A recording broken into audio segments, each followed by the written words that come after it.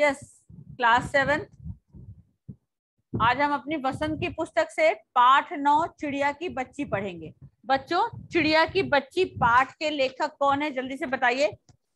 चिड़िया की बच्ची पाठ के लेखक कौन है? मैम जनेंद्र कुमार। हाँ, वेरी गुड। यस बेटा। Ma'am Janendra Kumar. Yes, Jainendra Kumar, Jainendra Kumar, yes right.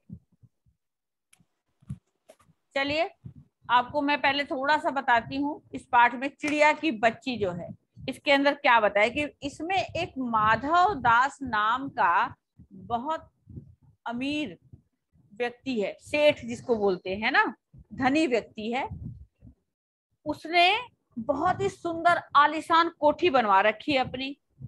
उसके सामने, उस कोठी के सामने जो है एक सुंदर सा बगीचा भी है, क्योंकि वो कला प्रेमी थे, मतलब उनको प्रकृति से बहुत प्रेम था। उनमें कोई बुरी आदत भी नहीं थी, कोई ऐसी बुरी आदत। उनके पास खाली समय जब भी रहता है तो वो अक्सर शाम को अपने उसी बगीचे के बाहर चबूतरे पर तखत डालकर बैठ जाया करते थे। और मसनंद के सारे, मसनंद क्या होता है, एक जो गोल सी तकिया होती है उसको मसनंद बोलते हैं, है ना। उससे उसी पे सहारा लेकर के देर तक वो इन चीजों को देखा करते थे। शाम का समय, सर्दी का समय, गर्मी का समय, जो भी मौसम होता था उसका आनंद उठाया करते थे। वहीं पर उनके उसी बगीचे में एक दिन एक छोटी सी बड़ी सुंदर सी रंग बिरंगी सी चिड़िया की बच्ची छोटी सी आ जाती है और एक डाली पर फुदकती रहती है, इधर से उधर उनके बगीचे की जो डालियां फूलों पर की होती है उस पर फुदकती है। उसको देखकर माधव दास का मन जो है बड़ा मोहित हो जाता है। उसका मन करता है कि इस चिड़िया को बस अब पकड़ लूं और अपने पास रख लूं। तो उन्होंने, उनके मन में जब लालच आ जाती है इसको पकड़ने की, तो अपने नौकर को बुलाते हैं और उसको जो है इशारे से कहते हैं कि इसको जो है पकड़ लेते। पहले तो वो चिड़िया से बात करने की कोशिश करते हैं कि तुम मेरे पास आ जाओ और तुमको मैं बहुत अच्छे से रखूंगा, सोने के महल में, ये वो सब कुछ ऐसे बोलते हैं, पिंजरा बनवाऊंगा, तुमको अच्छा खाने पीने के लिए दूंगा। लेकिन वो जो चिड़िया की बच्ची थी ये सब बातें सुन करके डर जाती है, बोलती नहीं नहीं, मुझे तो अपनी माँ के पास ही सब कुछ अच्छा लगता है, मैं क्यों आऊँ तुम्हारे घर में। मेरे घर में मेरे भाई बहन है, मेरी माँ बाप, मेरे माता पिता है, तो मैं वहां जाना पसंद करूंगी। अब जो है लेखक जनेंद्र कुमार जो है बता रहे हैं कि वो जो सेठ होता है वो उस चिड़िया की बच्ची को पकड़ने के लिए सोचने लगता है और फिर अपने नौकर से किसी भी तरह से उसको पकड़ने की कोशिश करवाता है। इतने में क्या होता है बच्चों कि वो चिड़िया को जैसे उस नौकर पकड़ने के लिए आगे बढ़ता है, वो फुर से उसके हाथ से निकल करके भाग जाती है, उड़ जाती है, और भागती हुई उड़ती हुई जाती है और जा करके अपनी माँ के सीने से चिपक जाती है। उसकी माँ को लगता है क्या हो गया आज, इतने हाफे, कोई भी बच्चा छोटा घर के बाहर खेल रहा हो और उसके साथ कोई ऐसी डरने वाली बात हो जाए और वो दौड़ता हाँफता हुआ एकदम घबराया हुआ आकर के अपनी मम्मी से चिपक जाता है, तो मम्मी भी घबरा जाती है ना अपने बच्चे की ऐसी हालत देख करके कि मेरे बच्चे को क्या हो गया, वो बार बार पूछने लग जाती क्या हुआ क्या हुआ। लेकिन वो चिड़िया की बच्ची इतनी ज्यादा घबरा गई थी कि वो कुछ भी नहीं बोल पा रही थी, है ना। तो इस तरह ये कहानी है, इसमें और भी आगे आप अभी पढ़ेंगे तो आपको पता चलेगा। तो आइए चलिए पहले हम रीडिंग के साथ साथ इस बात को समझेंगे। तो आइए चलिए स्टार्ट करते हैं। पहला इसको पढ़ते हैं। चलिए बेटा। मैम मैं I read Kavya. Kavya read करो। यस काव्या। चिड़िया की बच्ची। माधव दास ने अपनी संगमरमर की नई कोठी बनवाई है। संगमरमर की नई कोठी बनवाई है। उसके सामने बहुत सुहावना बगीचा भी लगवाया है। उनको कला से बहुत प्रेम है।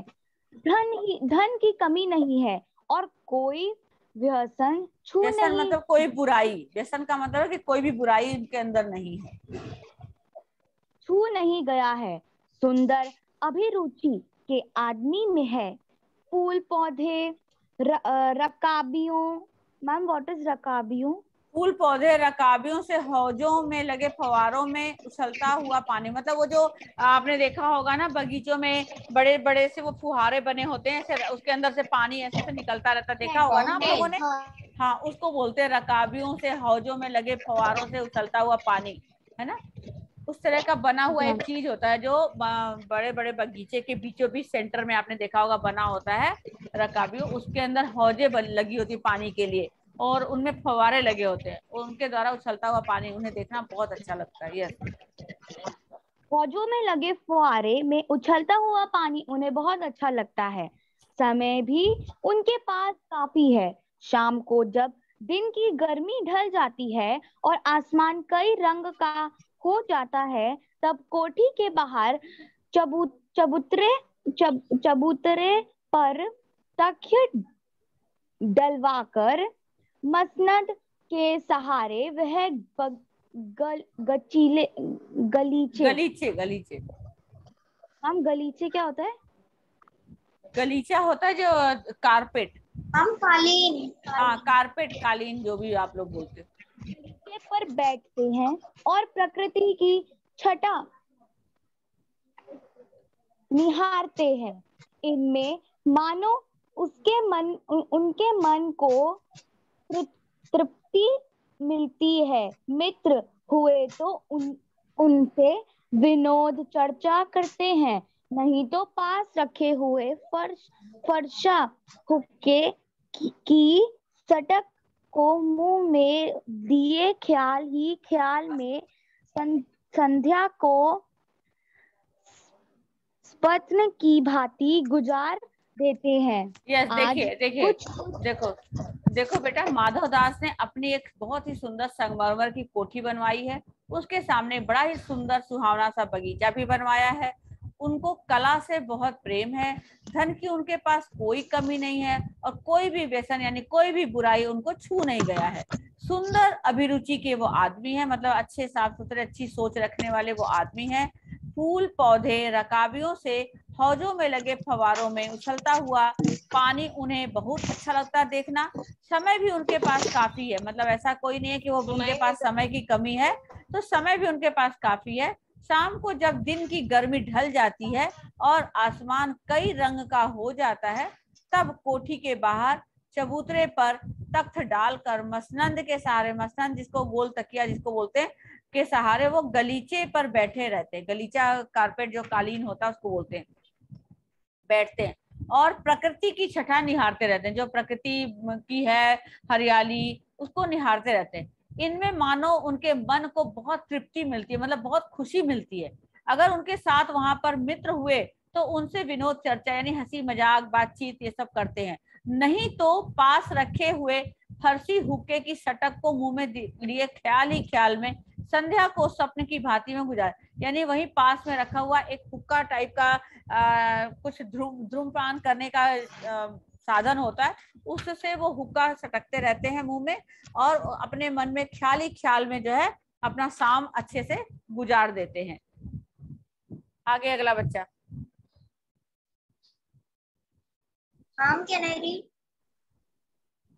यस।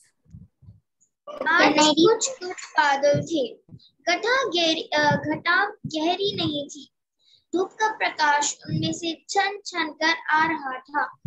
माधव दास मसनद के सहारे बैठे थे। उन्हें जिंदगी में क्या स्वाद नहीं मिला है, पर जी भर के भी कुछ खाली सा रहता है। उस दिन संध्या समय उनके देखते देखते सामने के गुलाब की डाली पर एक चिड़िया आन बैठी। चिड़िया बहुत सुंदर थी। उसकी गर्दन लाल थी और गुलाबी होते होते किनारों पर जरा जरा नीली पड़ गई थी। पंख ऊपर से चमकदार सा थे। उसका नन्हा सा सिर तो बहुत प्यारा लग रहा था और शरीर पर चित्रकारी थी। चिड़िया को मानो माधव दास की सत्ता का कुछ पता नहीं था और मानो तनिक देर का आराम भी उसे नहीं चाहिए था। कभी पहलाती थी, कभी फुदकती थी। वह खूब अपनी नन्ही सी चोंच से प्यारी प्यारी आवाज निकाल रही थी। माधव दास को वह चिड़िया बड़ी मनमानी लगी। उसकी स्वच्छंदता बड़ी प्यारी जान पड़ती थी। कुछ देर तक वह उस चिड़िया का इस डाल से उस डाल थिरकने देखते रहे। इस समय वह अपना बहुत बहुत बहुत कुछ भूल गए। उन्होंने उस चिड़िया से कहा, आओ, तुम बड़ी अच्छी आई। यह बगीचा तुम लोगों के बिना सूना लगता है। सुनो चिड़िया, तुम खुशी से यह समझो कि यह बगीचा मैंने तुम्हारे लिए ही बनवाया है।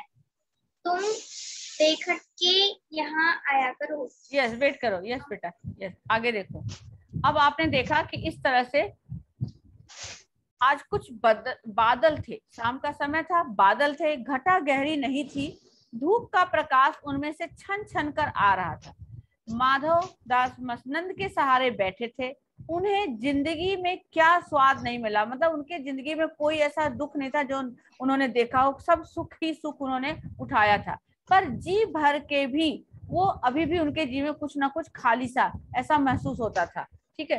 पर जी भर भी कुछ खाली सा रहता था, ऐसा लगता था कि इतना सुख होने के बाद भी कुछ खाली खाली सा है।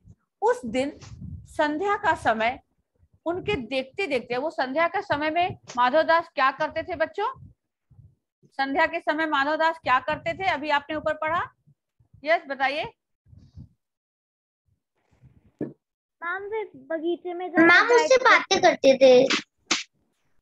अपने कोठी के सामने जो उन्होंने बगीचा बनवाया था, वहां चबूतरे पर एक तखत डाल करके मसनंद के सहारे बैठकर प्रकृति का नजारे का आनंद उठाते थे। संध्या के समय वो क्या करते थे? अब बोलिए, क्या करते थे वो? मैम वो प्राकृतिक का आनंद उठाते थे। हाँ, उस दिन, जिस दिन की ये बात अब आगे आप अभी इस कहानी में पढ़ने जा रहे हो, उस दिन संध्या समय उनके देखते देखते, यानी उस दिन शाम का समय जब वो अपने बगीचे के सामने बैठे हुए थे, तभी उनके देखते देखते उनके सामने एक गुलाब की डाली पर, उनके बगीचे में तरह तरह के फूल पौधे लगे हुए थे, गुलाब की डाली पर एक चिड़िया आके बैठ गई। चिड़िया बहुत सुंदर थी। वो जो चिड़िया आके बैठी वो बहुत सुंदर थी। उसकी गर्दन लाल थी और गुलाबी होते होते किनारों पर जरा जरा सी नीली पड़ गई थी। यानी पहले लाल, गर्दन के पास से लाल, और उसके बाद धीरे धीरे दूसरे साइडों से गुलाबी होते होते बिल्कुल किनारे जाके नीली पड़ गई थी। पंख ऊपर से चमकदार स्याह थे। उसका नन्हा सा सिर तो इतना प्यारा लगता था, और शरीर पर चित्र विचित्र चित्रकारी थी, मतलब उसके पूरे शरीर पर जो है बहुत सुंदर सुंदर सी चित्रकारी दिखाई दे रही थी। चिड़िया को मानो माधवदास की सत्ता, यानी कि माधवदास के पास इतना धन दौलत है, इतना सुख सुविधा है, इतने नौकर चाकर है, इन सब चीजों के बारे में कोई जानकारी नहीं थी। चिड़िया इन सब चीजों से अनजान थी, और तनिक देर आराम भी उसे नहीं चाहिए था। वो ये नहीं था कि आ करके चुपचाप एक पौधे पर चुपचाप से बैठ गई हो, उसे आराम भी नहीं चाहिए था। कभी वो पर हिलाती, पर का मतलब अपने पंख हिलाती, कभी वो फुदकती थी। वो खूब खुश मालूम होती थी। जैसे छोटे बच्चे आपके घर में होते हैं, वो छोटे बच्चे क्या करते हैं, है ना, वो एक जगह स्थिर होके नहीं बैठते, दौड़कर यहाँ जाते हैं, कभी वो सामान उठाते हैं, कभी मम्मी की गोद में जाते हैं, कभी भाई का कोई सामान लेते हैं, कभी छोटी बहन को छेड़ते हैं, है ना, उनको कभी कुछ चाहिए होता है, और वो हर समय चंचल होते हैं ना, खुश होते हैं। इसी तरह से वह चिड़िया की बच्ची भी छोटी सी थी, और अपने स्वभाव के अनुसार अपने कभी पर हिलाती, कभी फुदक करके इस डाली से उस डाली पर जा करके बैठती, और वो बहुत ही उसको हाव भाव से देखकर लगता था कि वो खूब खुश है। अपनी नन्ही सी चोंच से प्यारी प्यारी आवाज भी निकालती रहती थी। जिस तरह से चिड़िया की चींची करने की आवाज होती थी, तो वो अपनी चोंच के माध्यम से छोटी चींची चींची करती हुई वो चहकती भी रहती थी। अब बच्चों, माधवदास को वह चिड़िया बड़ी मनमानी लगी। माधवदास तो शाम के समय यही सब देखते, प्रकृति छटा देखते रहते हैं। उसमें जब उनका ध्यान इस चिड़िया की तरफ गया, तो माधवदास को वो चिड़िया बड़ी मनमानी लगी, यानी अपने मन की करने वाली। उसकी स्वच्छंदता, मतलब आजादी, बड़ी प्यारी जान पड़ती थी कि देखो कितनी स्वतंत्रता से अपने जीवन को जी रही है। कुछ देर तक वह उस चिड़िया को इस डाल से उस डाल पर थिरकते हुए देखते रहे। मतलब वो इतनी प्यारी लग रही थी माधवदास को चिड़िया, कि थोड़ी देर तक एकदम शांत बैठे हुए उस चिड़िया को एक डाली से दूसरी डाली पर थिरकते हुए देखते रहे। इस समय वो अपना सब कुछ भूल गए थे। जो भी उनके मन में किसी तरह के कोई भी ख्याल, बातें, जो कुछ भी था, वो सब कुछ वो भूल गए थे। उन्होंने उस चिड़िया से कहा, अब ऐसे लगा जैसे वो चिड़िया से बातें कर रहे हैं, उनके सामने वो बैठी हुई चिड़िया उनकी बातें सुन रही है। उन्होंने उस चिड़िया से कहा, आओ, तुम बड़ी अच्छी आई हो, तुम बहुत प्यारी हो, यह बगीचा तुम लोगों के बिना सूना लगता है ना। चिड़िया जब कलरव करती है, चींची करती है, तो पूरे बगीचे में जो है जैसे लगता है कि आनंद ही आनंद फैल गया हो। तो कहते तुम लोगों के बिना ये बगीचा जो है बहुत सूना लगता है। सुनो चिड़िया, तुम खुशी से यह समझो कि यह बगीचा मैंने तुम्हारे लिए ही बनवाया है। अब माधव दास कहते हैं उस चिड़िया से कि चिड़िया, तुम खुशी से ये इस बात को समझो कि ये बगीचा तुम्हारे लिए ही बना है। तुम यहाँ पर बिना रोक टोक के आ जा सकती हो, बेखटके मतलब बिना रोक टोक के यहाँ आया करो, बिना किसी के मना करे तुम यहाँ पर आया करो। यस, आगे प्रवीण पढ़िए।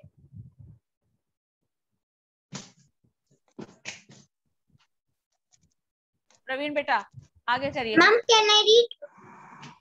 नो, प्रवीण आप पढ़िए बेटा। Okay ma'am. माधव दास ने कहा, हाँ बगीचा तो मेरा है, ये संगमदार की यहाँ कोठी से भी। बोलो बेटा, चिड़िया पहले तो असावधान रही, यहाँ से पढ़िए। Okay ma'am. चिड़िया पहले तो असावधान रही, फिर जानकर की बात उसके की जा रही, वह एकाएक तो घबराई, फिर संकोच को जीतकर बोली, मुझे मालूम नहीं था कि ये बगीचा आपका है, मैं अभी चली जाती हूँ। पल भर सांस लेने में यहाँ टिक गई थी। माधव दास ने कहा, हाँ बगीचा तो मेरा है, ये संगमरमर की कोठी भी मेरी है, लेकिन इस सब को तुम अपना भी समझ सकती हो। सब कुछ तुम्हारा है, तुम कैसी भोली हो, कैसी प्यारी हो। जाओ, नहीं बैठो, मेरा मन तुमसे बहुत खुश हो रहा है होता है। चिड़िया बहुत कुछ संकुचा गई। उसे बोध हुआ कि यह उसकी गलती तो नहीं हुई है कि वह यहाँ बैठ गई है। उसका ठिकाना रुक गया। वह बीच थी, वह बोली, मैं थककर यहाँ बैठ गई थी, मैं अभी चली जाऊंगी, बगीचा आपका है, मुझे माफ करें। यस, वेट करो। यस, अब देखो बेटा, जब ये सारी बातें माधव दास बोल रहा था तो चिड़िया जैसे इस बात को सुनकर के जैसे वो एकदम थोड़ी सी असावधान सी हो गई कि अरे कौन मुझे बोल रहा है, असावधान हुई। फिर जानकर कि बात उससे ही की जा रही, जब ये उसको लगा कि ये सारी बात मेरे लिए की जा रही है, तो वो एकदम से एकाएक घबरा गई कि अरे कोई मुझसे गलती तो नहीं हो गई। फिर संकोच को जीत कर बोली, मुझे मालूम नहीं था कि यह बगीचा आपका है, मैं अभी चली जाती हूँ। पल भर सांस लेने के लिए मैं टिक गई थी। उसको लगा जैसे कोई उसको इसलिए ऐसे बोला कि बगीचा तुम्हारा है, जैसे कोई डांट रहा हो कि हाँ हाँ ये बगीचा तुम्हारा ही है, जैसे मैंने तुम्हारे लिए बनवाया जो तुम यहाँ आके बैठ गई हो। कुछ इसके कहने का लहजा इस तरह से भी कुछ लोगों का होता है ना। तो चिड़िया की बच्ची को ऐसा लगा कि शायद ये मेरे लिए जो बोल रहे हैं इनको बुरा लगा होगा मेरा आना, इसलिए मुझे ऐसा बोल रहे हैं। तो वो घबरा जाती है और संकोच को जीतकर बोलती है कि मुझे नहीं मालूम था कि ये बगीचा आपका है, मैं गलती से यहाँ आ गई हूँ, मैं अभी अभी चली जाती हूँ। थोड़ी देर, पल भर यानी थोड़ी देर के लिए सांस लेने के लिए मैं यहाँ टिक गई थी। माधव दास ने कहा, हाँ बगीचा तो मेरा है, हाँ मैं मानता हूँ कि बगीचा तो मेरा है, यह संगमरमर की कोठी भी मेरी है, लेकिन इस सब को तुम अपना भी समझ सकती हो। अब माधव दास ने कहा कि हाँ ये सब कुछ मेरा जरूर है, पर इन सब चीजों को तुम अपना समझ सकती हो, सब कुछ तुम्हारा है, तुम कितनी भोली हो, कितनी प्यारी हो, जाओ मत यहाँ से, बैठो, तुमको देखकर मेरा मन बहुत खुश होता है। ये सारी बातें माधव दास चिड़िया से करते हैं। चिड़िया और भी बहुत सकुचा जाती है, डर जाती है। उसे लगता है, उसको बोध होता है, मतलब ज्ञान होता है कि लगता है उससे कोई गलती तो नहीं हो गई कि वो यहाँ बैठ गई। उसका थिरकना है एकदम, जो थिरकती उछलना कूदना फुदकना जो था वो सब एकदम रुक गया। वो भयभीत यानी डर सी गई। वह बोली, मैं थक कर यहाँ बैठी थी, मैं अभी चली जाऊंगी, बगीचा आपका है, मुझे माफ कर दीजिए। इस तरह से बात वो करने लगती है। यस, आगे वंश नबील आप पढ़ो। नबील, मैम है माही। नबील पढ़िए आप। नबील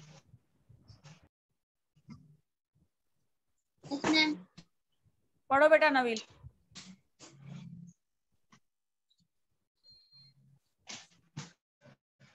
नबील आगे पढ़िए।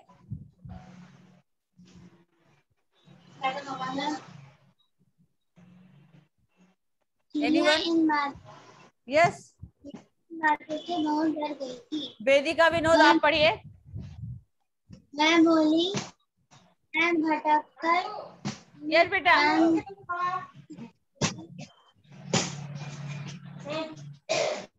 वेदिका आप पढ़ो बेटा, वेदिका आप पढ़ो। मैम क्या नहीं? माधवदास मैम क्या है? पढ़ो बेटा। Okay ma'am. माधवदास ने कहा, मेरी भोली चिड़िया, तुम्हें देखकर मेरा चित्त प्रफुल्लित, प्रफुल्लित, मैम व्हाट इज प्रफुल्लित, प्रफुल्लित, प्रफुल्लित हुआ है, प्रफुल्लित हुआ है। मेरा महल भी सूना है, वहाँ कोई भी चहचहाता नहीं है। तुम्हें देखकर मेरी रागनियों का जी बहलेगा। तुम कैसी प्यारी हो, यहाँ ही तुम क्यों नहीं रहो? बोली, मैं माँ के पास रही हूँ, सूरज की चिड़िया बोली, मैं माँ के पास जा रही हूँ, सूरज की धूप जा खाने और हवा से खेलने और फूलों से बात करने मैं जरा घर से उड़ आई थी। अब सांझ हो गई है और माँ के पास जा रही हूँ। अभी अभी मैं चली जाती हूँ। आप सोच ना करें। आप बच्चों देखो, माधवदास माधवदास ने कहा प्यारी चिड़िया। यस बेटा, वेट, यस, उसने कहा मुझे माफ कर दीजिए, मैं गलती से यहाँ बैठ गई थी थोड़ी देर थक करके। तब उसकी बात सुनकर माधवदास ने कहा, भोली, मेरी प्यारी भोली चिड़िया, तुम्हें देखकर तो मेरा मन, चित्त मतलब मेरा मन, प्रफुल्लित यानी प्रसन्न हुआ है। मेरा ये महल भी सूना है, वहां कोई भी चहचहाता नहीं है। तुम्हें देखकर मेरी रागिनियों का जी बहलेगा, मतलब मेरे जो मन के अंदर जो खुशी है वो उसका मन बहलेगा। तुम कैसी प्यारी हो, यहाँ ही तुम क्यों ना रहो, तुम यही रहा करो। चिड़िया बोली, नहीं, मैं माँ के पास जा रही हूँ, सूरज की धूप खाने और हवा से खेलने और फूलों से बातें करने। मैं जरा घर से उड़कर आ गई थी, क्योंकि अभी चिड़िया की वो छोटी सी बच्ची थी और अभी थोड़ा थोड़ा उड़ना सीख रही थी अपने पर के माध्यम से। तो उड़ते उड़ते थोड़ी दूर तक वो आ गई थी, है ना, उड़ के आ गई थी। अब सांझ यानी शाम हो गई है और माँ के पास जा रही हूँ, अभी अभी मैं चली जाती हूँ, मतलब बस मैं अभी चली जा रही हूँ, आप ज्यादा मत सोचिए। माधवदास ने कहा, आगे पढ़िए बेटा। हम क्या नहीं? यस बेटा, माही। क्या नहीं नबील? हाँ नबील पढ़ो, आपको मैंने पहले भी बोला था पढ़ने के लिए। Yes ma'am. माधव दास ने कहा, प्यारी चिड़िया, पगली मत बनो, देखो तुम्हारी चारों तरफ कैसे बहार हैं। देखो वह पानी खेल रहा है, उधर गुलाब हंस रहा है। भीतर महल में चलो, जाने क्या क्या ना पाओगी। मेरे दिल वीरान है, वहाँ कब हंसी सुनने को मिलती है। मेरे पास बहुत सा सोना मोती है, सोने का एक बहुत सुंदर घर मैं तुम्हें बना दूंगा। मोतियों की झलक उसमें लटकेगी। तुम्हें मुझे खुश रखना है। और तुम्हें क्या चाहिए मेरे पास बताओ क्या? तुम यहाँ ही सुख से रहोगी, मेरी भोली गुड़िया। यस बेटा, नवील वेट, देखो माधवदास ने कहा, मेरी भोली चिड़िया, तुम्हें देखकर तो मेरा चित्त प्रफुल्लित हुआ है। मेरा महल भी सूना है, वहां कोई भी नहीं रहता है, ना चहचहाता है। तुम्हें देखकर मेरी रागिनियों का जी बहलेगा। तुम कैसी प्यारी हो, यहाँ तुम यहीं रहो। चिड़िया बोली, मैं माँ के पास जा रही हूँ, सूरज की धूप खाने और हवा से खेलने, फूलों से बात करने। मैं जरा सी देर के लिए अपने घर से उड़कर आई थी, अब तो शाम हो गई है और अब मैं माँ के पास जा रही हूँ। अभी अभी मैं यहाँ से चली जाती हूँ, आप मत सोचिए ज्यादा। माधवदास फिर उसको कहता है कि प्यारी चिड़िया, पगली मत बनो, देखो तुम्हारे चारों तरफ कैसी बहार है। देखो वह पानी खेल रहा है, उधर गुलाब हंस रहा है, भीतर महल में चलो, जाने क्या क्या ना पाओगी वहां पर। मेरा खुद का दिल वीरान है, खाली है, वीरान मतलब खाली है। वहां कब से मैंने किसी की हंसी को नहीं सुना। मेरे पास बहुत सा सोना मोती है, मैं तुम्हें भी सोने का एक बहुत सुंदर सा घर बनवा दूंगा, मोतियों की झालर उसमें लटकेगी, तुम मुझे खुश रखना। और तुम्हें क्या चाहिए, माँ के पास बताओ क्या है। तुम यहाँ ही सुख से रहो मेरी भोली प्यारी गुड़िया, तुम मेरे पास रहो। यस बेटा, आगे मैं कंटिन्यू नेक्स्ट क्लास में इसको करेंगे। Okay okay ma'am. ओके।